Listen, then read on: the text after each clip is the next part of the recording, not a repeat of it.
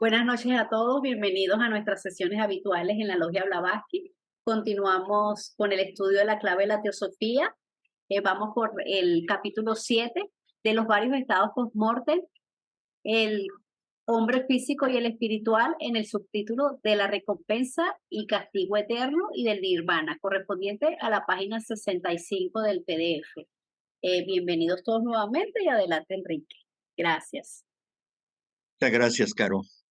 Bienvenidos nuevamente a una sesión más de la Logia Blavatsky en el estudio y análisis de los textos de la clave de la teosofía. Como siempre, voy a leer la pregunta última de la semana pasada. Dice, sin embargo, en esto no se trata de reencarnación. Y la respuesta es, a un alma que suplica se le concede permanecer en donde se encuentra. Debe ser preexistente y no haber sido creada por aquella ocasión. Esto con relación a la creencia de que Dios crea a las almas de una sola vez o en cada ocasión. La teosofía nos enseña que no es así. Bien, sin embargo, aún hay otra prueba mejor en el Zohar, hablando de los egos que se reencarnan, es decir, las almas racionales.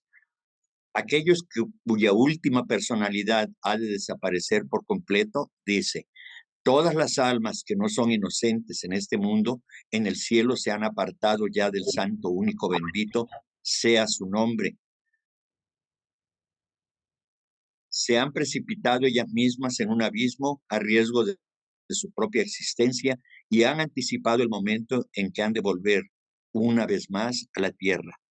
El Santo Único significa aquí esotéricamente el Atman o Atma Buddhi, es decir, el alma divina representada por alma y el alma espiritual representada por Buddhi, que unida con manas forman el alma espiritual. Bien, entonces la pregunta de hoy es, por otra parte, es muy extraño que nos hablen del nirvana como de algo sinónimo del reino de los cielos o paraíso, ya que, según todos los orientalistas de fama, el nirvana es sinónimo de aniquilamiento. Considerado literalmente respecto a la personalidad y a la materia diferenciada, sí, pero no de otro modo. Estas ideas acerca de la reencarnación y la Trinidad del hombre las sostuvieron muchos de los primeros padres cristianos.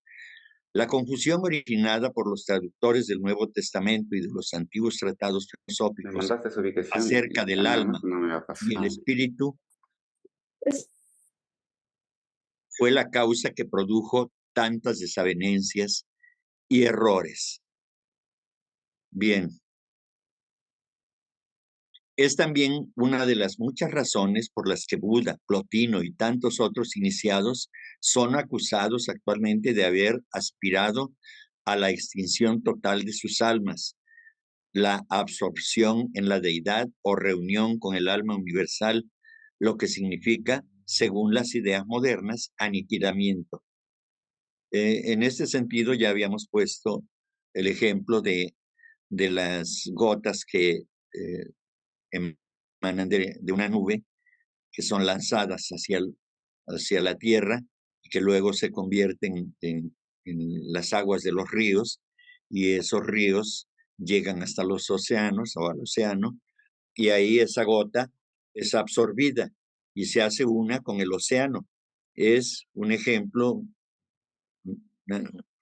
algo semejante lo que ocurre con el alma de aquel ser que ha alcanzado la liberación final de la existencia del par de opuestos. Y entonces este ser se une al alma universal, y entonces por eso se dice, quienes lo interpretan de esa manera, que ya el alma queda aniquilada, cosa que no es cierto, sino que ahora solamente se ha identificado con, con, con la esencia universal, y de esa manera, pues entonces llega a ser Dios, Dios mismo, pero no porque desaparezca, porque la esencia de todas las experiencias vidas ahí está.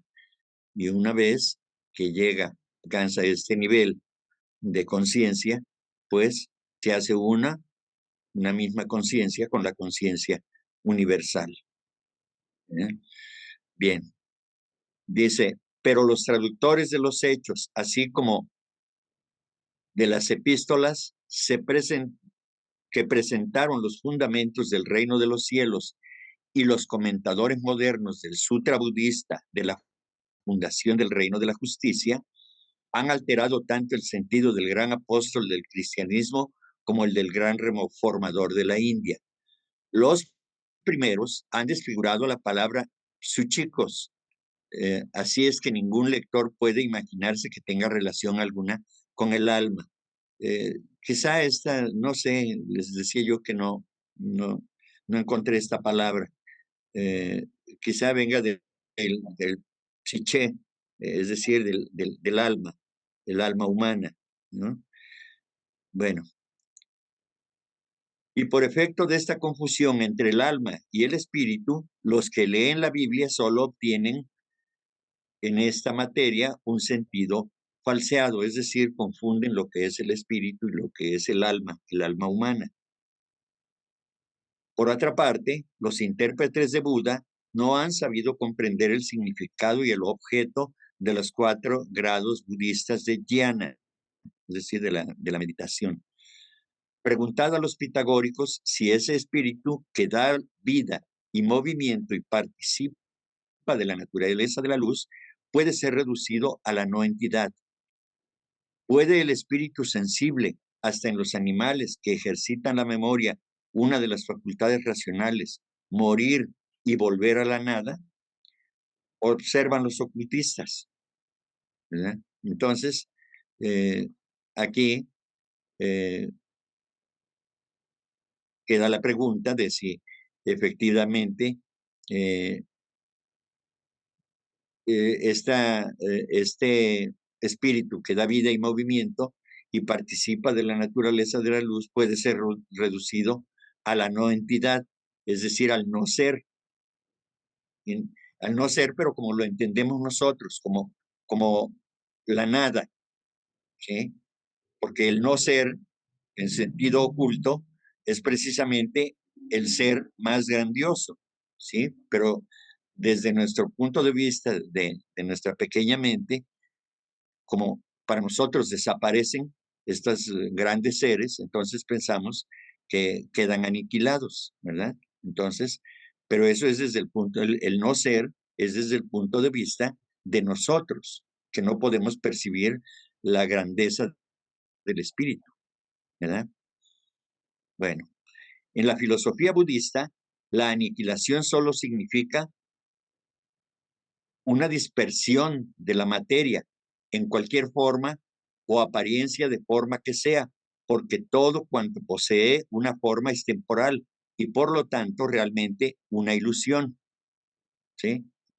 Entonces, mañana voy a platicar con respecto de la inmortalidad, parte de lo que estamos viendo aquí también, ¿verdad? Porque eh, no importa que la forma desaparezca o que las formas que ocupa o los vehículos que ocupa el ser superior, una vez que desaparecen, pensamos que ya no queda nada.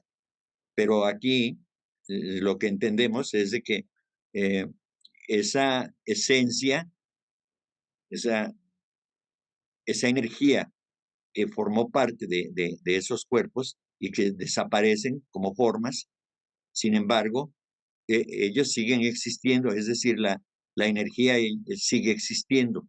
Desaparece la forma, pero no la energía. Entonces, esa misma energía ha experimentado esas moléculas, esos átomos, esas partículas, han experimentado junto con el ser interno que somos, ha experimentado y nos han acompañado. Y todas esas partículas que han servido para que un hombre se eleve a tal altura, se llenan de esa energía también. y entonces forman parte de ese triunfo, de ese ser, de esa entidad que ha logrado encumbrarse a lo más alto de la evolución humana. Bien, para la eternidad, los más largos periodos del tiempo pueden compararse a un abrir y cerrar de ojos, y así ocurre respecto a la forma. Bien, pues así es. Mi papá decía, para mí, el, el estar aquí es como si fuéramos una pintura. Al ratito la borramos y se acabó. Y esa es, así yo me imagino que es la vida. Estamos como pintaditos, nada más, decía mi papá. Y entonces cuando nos vamos, pues ya desaparecemos. Y esto es así. Bueno, lo dejo aquí porque ya leí mucho. Eh, no quiero irme más adelante hasta terminar esta respuesta sin que haya participación de ustedes. Si me hacen favor, con preguntas o alguna aportación que con mucho gusto. Entonces, Patti, vamos. Patti, adelante. Hola, muy buenas noches a todos. Tengo tres preguntas, Enrique. Primer- primero una. La primera es, había escuchado dentro de lo que sería el libro de Led Peter, que dentro de lo que sería la parte del chakra, que sería el coronario, es por donde sale nuestra conciencia y nuestro espíritu. ¿Tú sabes algo acerca de esto? Y dos, ¿o A quieres ver, contestar esta pregunta? te contesto esa. Sí.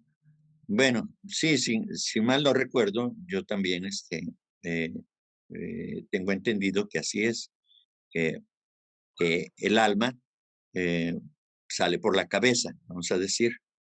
Unos otros, y bueno, también está la teoría del, del cordón plateado, ¿no? Y esto, y esto está en el chakra del corazón, si mal no recuerdo, o del el chakra del, del plexo solar, no recuerdo. Francamente, no recuerdo con exactitud, pero las dos teorías las he leído, pero no recuerdo con exactitud. Y la segunda pregunta es, en el caso de lo que sería el tiempo para nosotros, no es el mismo tiempo de la eternidad, ¿no? Un ejemplo, si para nosotros son segundos, para lo que sería la eternidad son siglos, ¿no? Entonces se mide de acuerdo al espacio que tenemos en diferentes. A ver, hay diferentes tamaños de eternidades, pero efectivamente son periodos de tiempo.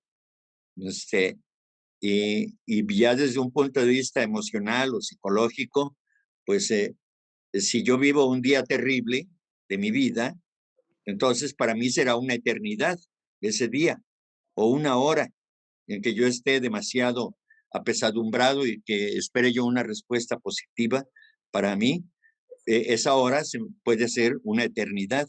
Entonces, eh, si nos referimos desde el punto de vista del tiempo, pues hay eternidades como una ronda, un manvantara, un mahammanvantara, etcétera, ¿no? Entonces, hay diferentes clases de, de eternidades, pero también desde el punto de vista psicológico y mental, pues cada quien vive su eternidad de acuerdo a su situación emocional o de pensamiento que tenga en ese momento.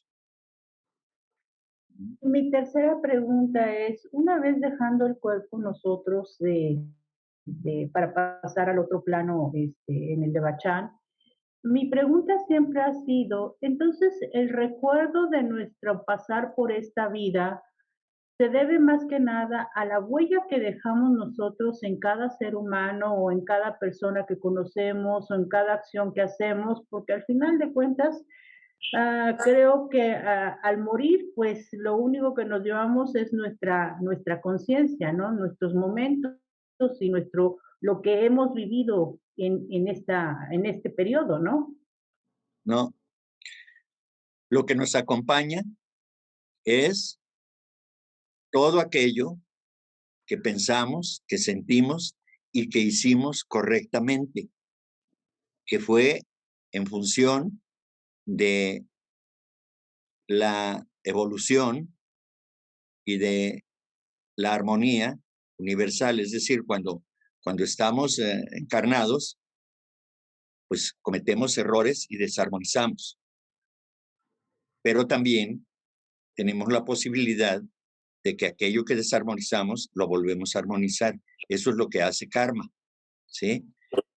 Y entonces, todo aquello, aquellos pensamientos elevados, todas aquellas acciones altruistas, todos aquellos sentimientos de simpatía con los que sufren, todo eso, y si uno actúa en consecuencia con ese tipo de manifestaciones en esos tres planos de la conciencia, entonces eso es lo que nos acompaña.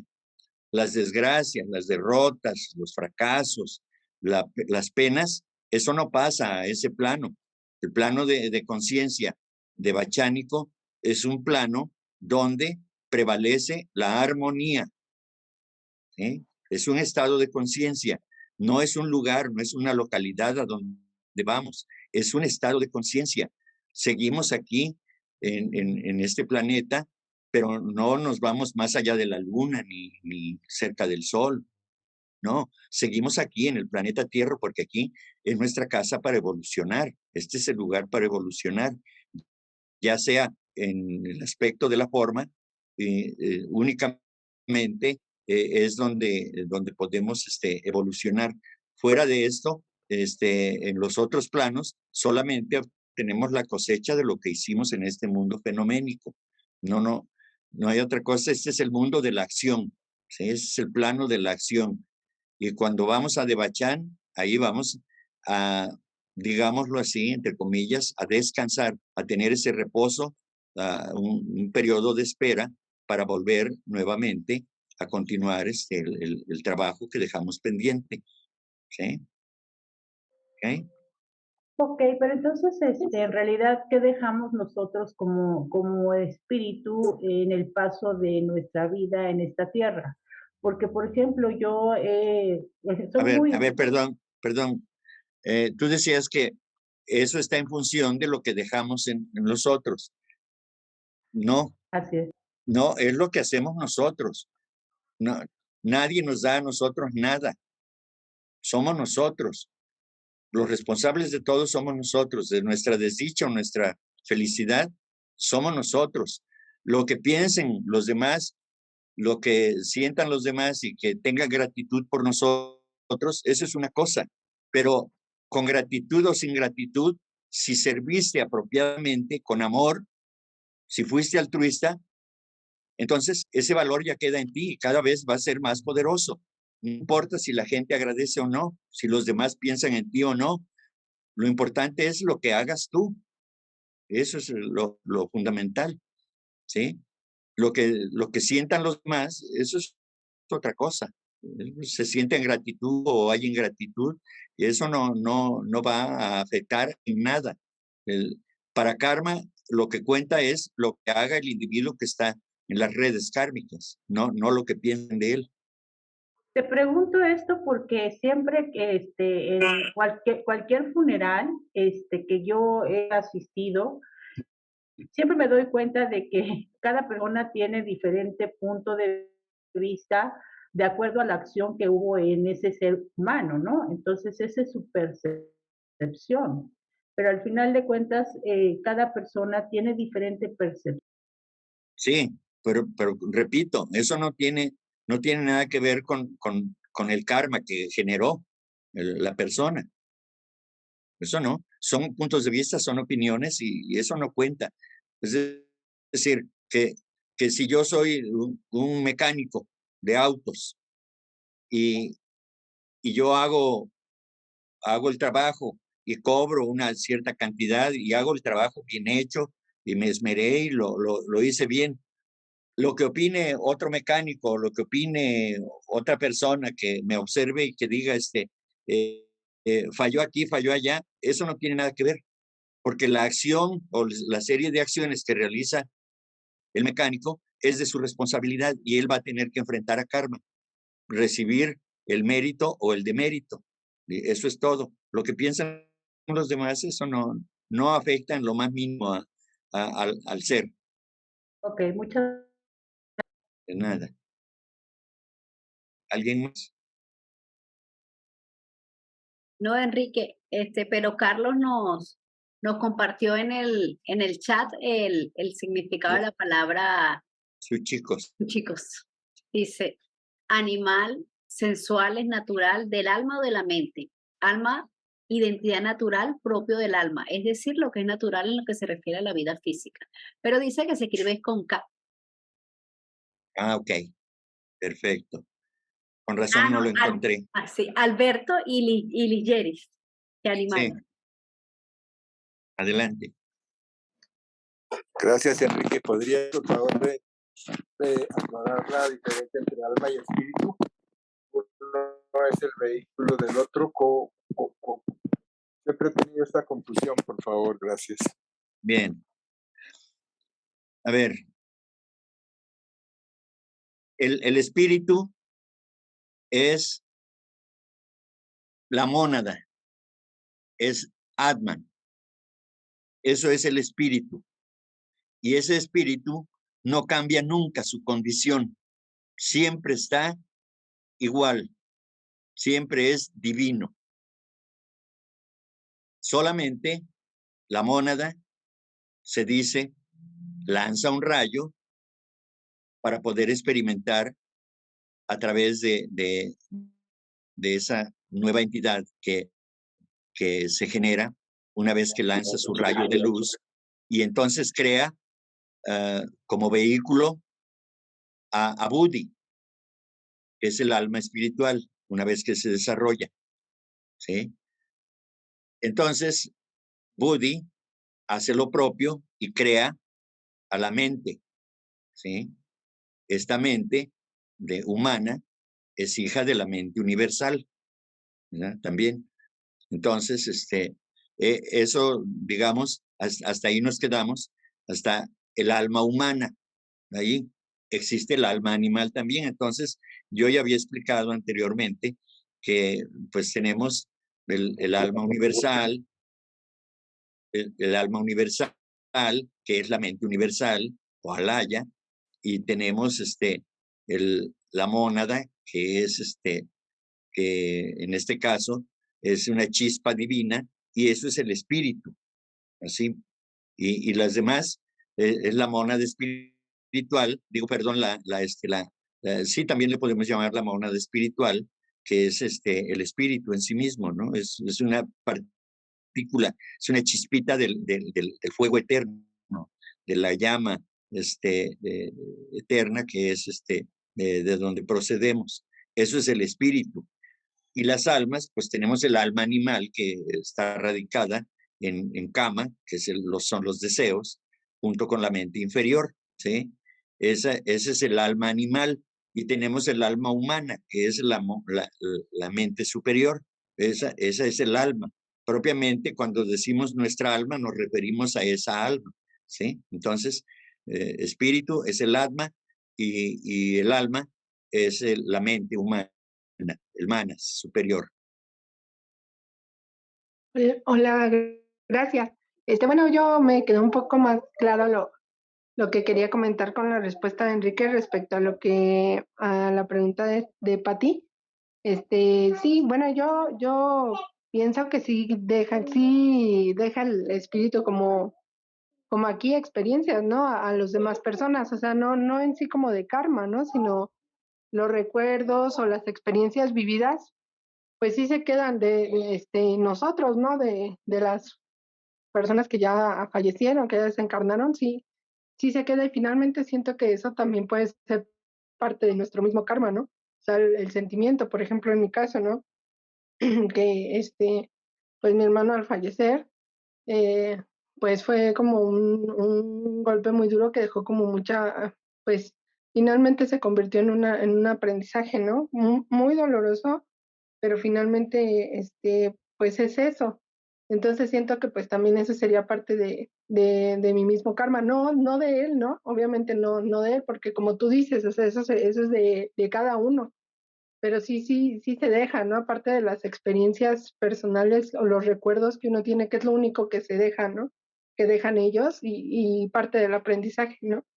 Bueno, esa es mi opinión. Sí, Gracias. pero yo ya había explicado que todo aquello que tiene que ver con el sentimentalismo, que todo aquello que tiene que ver con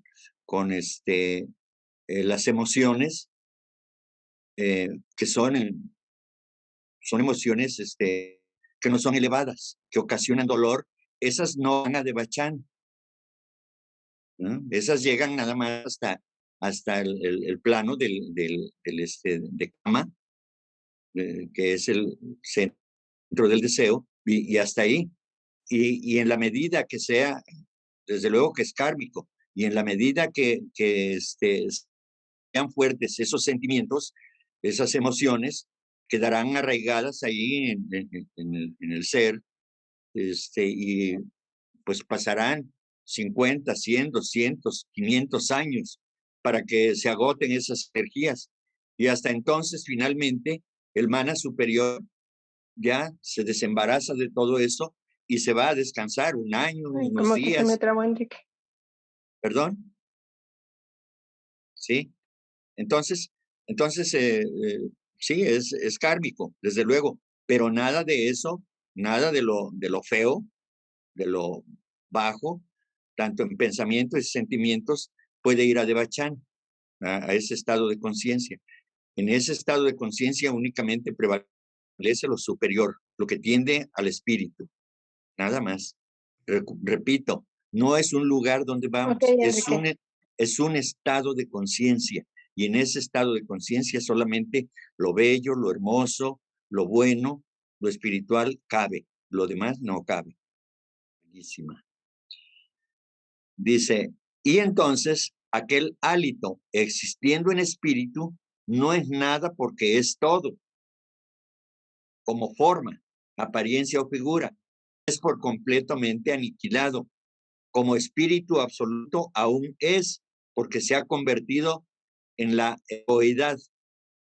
Eh, en este caso, eh, Pablo Sender dio una explicación que me parece congruente porque la mónada es el espíritu y el espíritu no admite adjetivos. Entonces no es un ego. Atman no es un ego. ¿Sí? Porque en la traducción de la clave de la teosofía, que después veremos o ya vimos, no recuerdo, ya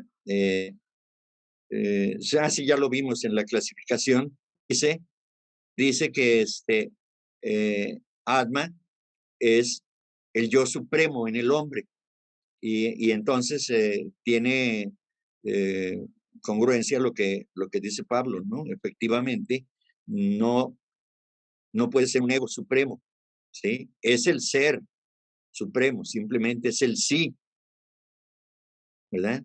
El sí divino que está ahí, pero no es ningún ego.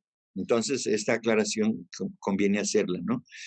Dice, la frase absorbido en la esencia universal que se usa cuando se habla del alma como espíritu significa unión con, jamás puede significar aniquilamiento que implicaría separación eterna. Esto ya lo habíamos explicado. Entonces, al absorberse, entonces ya queda unido con esa esencia universal y se convierte en esa misma esencia universal, pero no deja de existir. No hay tal aniquilamiento, ¿verdad? Como piensan algunos. No os exponéis a la acusación de predicar el aniquilamiento, dado el lenguaje que empleáis, pues acabáis de hablar del alma del hombre que vuelve a sus primeros elementos.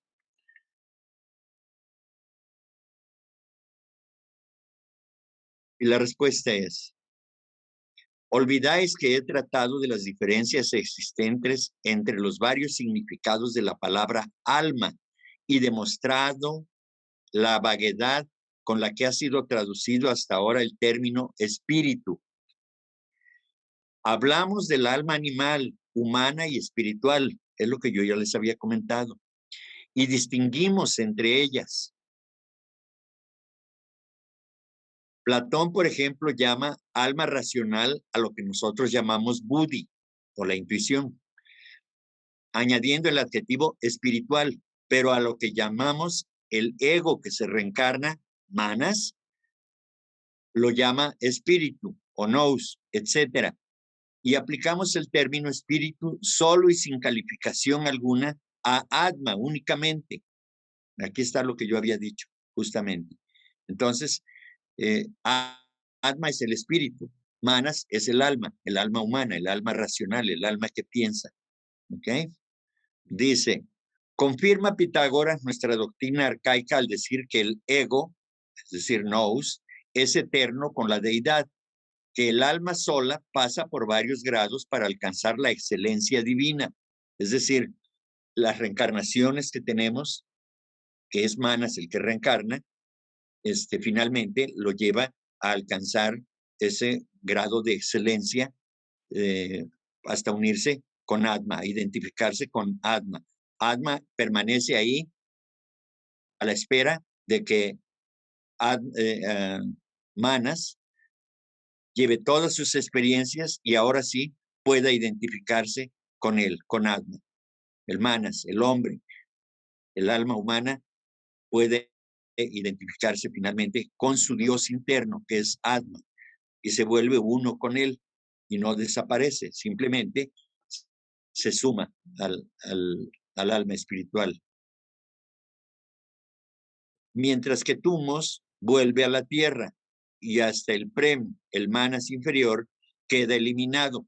Además define Platón el alma, buddhi, como el movimiento capaz de moverse a sí mismo. El alma, añade leyes en capítulo 10, esa es la más antigua de las cosas y el principio del movimiento llamado así Atma Buddhi, alma y Manas, espíritu, lo que no hacemos nosotros. Dice, el alma fue creada antes que el cuerpo y este es posterior y secundario, siendo, según la naturaleza, gobernado por el alma, es decir, el cuerpo. El alma que rige todas las cosas que se mueven en cada dirección, rige igualmente los cielos. El alma, yo creo que se refiere al alma universal. El alma, por lo tanto, gobierna todas las cosas en el cielo y en la tierra, así como en el mar, por sus movimientos, cuyos nombres son querer, considerar, vigilar, consultar, formar opiniones justas y erróneas, tener alegría, pena, confianza, miedo, odio, amor, junto con todos aquellos movimientos primitivos que están unidos a estos.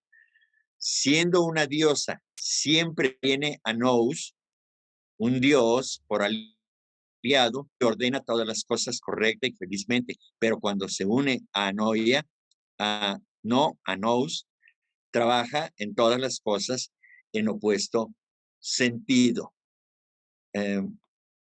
Recuérdenme lo de Anoia, por favor, Carlos. Bueno, en fin. Entonces, no sé si es la ignorancia, no recuerdo, o el no ser, pero Carlos nos apoya, por favor, Carlos, si me escuchas. Bien, entonces, el alma que rige todas las cosas que se mueven, en cada dirección, rige igualmente los cielos, es decir, es el alma universal, es la esencia que todo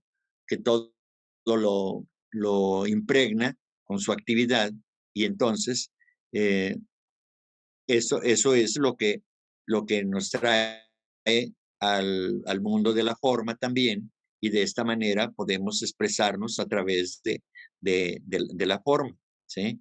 Y entonces a través de la mente, sobre todo de las dos partes de la mente, la parte superior y la parte inferior, ¿sí? Puede hacer todo tipo de actividades, entre otras vigilar, consultar, considerar, querer, tener deseos, etcétera, etcétera. Desde luego, con la mente superior, pues estará pensando correctamente, haciendo cosas justas, y también con la mente inferior, cosas erróneas. Tener alegría, pena, confianza, miedo, odio, amor, Todo eso lo percibimos a través de la mente, ¿sí? La mente superior y la mente inferior. Bien. Entonces, siendo una diosa, dice la mente, siempre tiene unida al nous, al espíritu, ¿sí? A Dios por aliado, que ordena todas las cosas correcta y felizmente, ¿verdad? Entonces, es cuando hay armonía en esa persona, cuando está haciendo las cosas correctamente, ¿verdad? Cuando no es así, pues entonces está produciendo desarmonía, precisamente, porque, y es lo que hacemos regularmente los seres humanos, desarmonizamos todos y por eso existe el dolor, porque hemos desarmonizado y se nos olvida y después preguntamos, ¿por qué a mí? ¿Qué pasó ahí? ¿Por qué yo sufro tanto? Pues porque tienes que armonizar todo lo que desarmonizaste, no hay de otra manera. A través del dolor solamente es que podemos nosotros comprender todo el estado de cosas. Bien, vamos a terminar. En este lenguaje, así como en los textos budistas, se considera lo negativo como existencia esencial. El aniquilamiento está explicado de un modo semejante. El estado positivo es el ser esencial, pero no la manifestación como tal. Bueno, dice, el estado positivo es el ser esencial, pero no la manifestación como tal. Es decir, cuando se manifiesta, ese no es el verdadero ser, solamente es su manifestación. El lenguaje budista, cuando entra el espíritu en el nirvana, pierde la existencia objetiva, solo la objetiva, pero conserva al ser subjetivo, es decir, la esencia, lo que somos realmente, se vea o no se vea. Pero las inteligencias objetivas, esto es convertirse en absolutamente nada y para las subjetivas en ninguna cosa, ¿sí? Entonces, cuando ya no somos nada, ninguna cosa, quiere decir que estamos en el plano de la subjetividad, ¿sí? Ya no se puede manifestar, eso no puede manifestarse, dice aquí, en nada que pueda ser manifestado a los sentidos solamente y a los sentidos limitados del ser humano, porque visto con los sentidos del alma, entonces sí se puede percibir, pero no de otra manera. Bien, por consiguiente, su nirvana significa la certidumbre de la inmortalidad individual en espíritu, no en alma, la cual, si bien es la más antigua de todas las cosas, es, sin embargo, en unión con todos los demás dioses, una emanación finita, y en formas e individualidad, sino en sustancia. Entonces, efectivamente, la inmortalidad individual en espíritu no es un asunto del alma, sino del espíritu, de toda la esencia espiritual que existe y que es utilizada por el hombre y con la cual se identifica finalmente. Eso es lo que prevalece, es lo que es eterno, ¿sí? Eso es lo que es inmortal. Anoia, nos comparte Carlos. Definición: insensatez, rabia, locura, necedad. Significado privativo, sin y nous, mente. Propiamente sin mente. Se refiere a un comportamiento irracional, acciones sin sentido, una falta de sentido. Por eso decía que iba en sentido opuesto, justamente. Gracias, Carlos. Gracias, Carlos. Bien, a ver, Patti. Me surgieron dos preguntas, a ver si estoy correcto o incorrectamente. Tú me vas Ahorita a corregir. te calificamos aquí. Bueno, de acuerdo a lo que expresaste en la obra, considero que cuando tú mueres, el manas, que viene siendo mi alma, se alinea con el atma, que viene siendo el espíritu, llevándose todas las experiencias, la misma forma que es por cada individuo se va a alinear también a lo que sería la mónada del Padre, por eso dicen que regresamos a las moradas del Padre, ¿no? Ahora, mi segunda pregunta es... A ver, primero esta, para no enredarnos. A ver, ¿a qué te refieres cuando dices formas? Formas de todas las vivencias que hiciste en esta tierra, ¿no? Ajá. Esa es mi pregunta. O sea, ¿todo es alineación? No, no, no, no, no. La forma se queda aquí en este plano. Todo lo que no tiene forma está en los planos sutiles. Y si hablamos del de Bachán, de la conciencia de bachánica, pues ahí no hay forma. O sea, la mente no tiene forma. Lo que pasa es de que eso es lo que luego se reclama de la literatura de Edith Bitter y de Annie Besant, que a los principios hay ciertos momentos en que los llaman cuerpos, por lo menos desde el punto de vista esotérico, los principios superiores, Atma, Buddhi y Manas, no están en los mundos de las formas. Vaya, el más bajo de estos tres de la tríada superior, dicen los maestros y dice Blavatsky, que no podemos imaginar, nuestra pequeña mente no puede imaginar ni siquiera, simplemente es una energía tan elevada, pero tan elevada que ni los más grandes clarividentes que haya en este momento en la Tierra puedan ver lo que es esa alma humana, ese mana superior en su estado puro, ¿sí? Entonces, las formas ya no tienen nada que ver en esos planos. Todas las formas están aquí en este plano, ¿sí? Y repito, de la forma no se lleva uno nada. Todo se queda aquí. Lo que va a las moradas de Dios, ¿sí? A las moradas en el cielo, pues es las moradas de los planos superiores, nada más.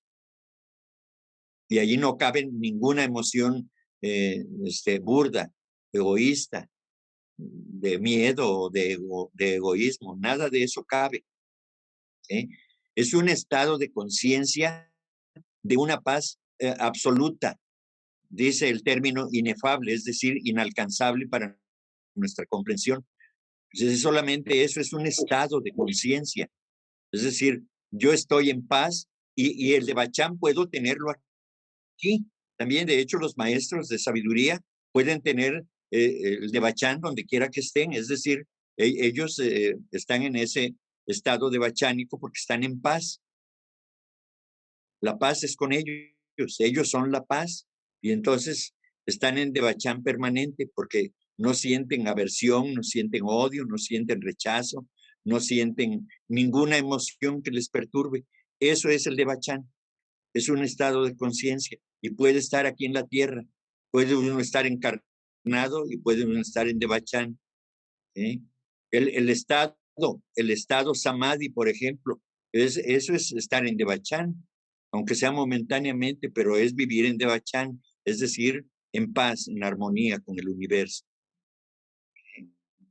A ver, la otra pregunta. La segunda pregunta, estoy leyendo lo que sería la parte del libro tibetano de los muertos.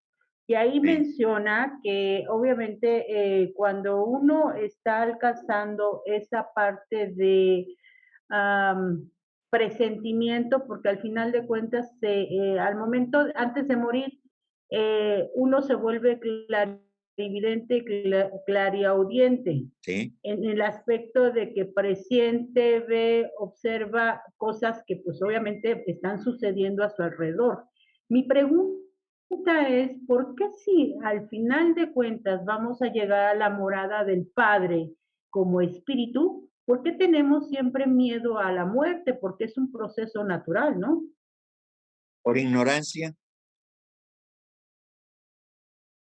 ¿Y por qué? Porque no tenemos el deseo es decir, tenemos el deseo de permanecer en la forma. Y entonces, por ignorancia, pues tenemos miedo, porque además, como no recordamos en este plano lo que vivimos en Devachan, pues entonces tenemos miedo de que vamos a ir a un vacío o vamos a ir al infierno o nos van a atacar entidades agresivas, etcétera. Toda esa cosa, ¿no? Entonces, pero fundamentalmente es por ignorancia. Es un miedo por ignorancia, porque no sabemos desde este punto, desde este lado de la existencia, no sabemos, pensamos que no hemos vivido esa experiencia, pero por supuesto que la hemos vivido, ¿verdad? Entonces, yo pienso que es eso, que es por ignorancia que hacemos este tipo de cosas. Gracias, Enrique. Nada. Bien. Pues entonces hasta aquí dejamos la sesión de hoy. Les agradezco la atención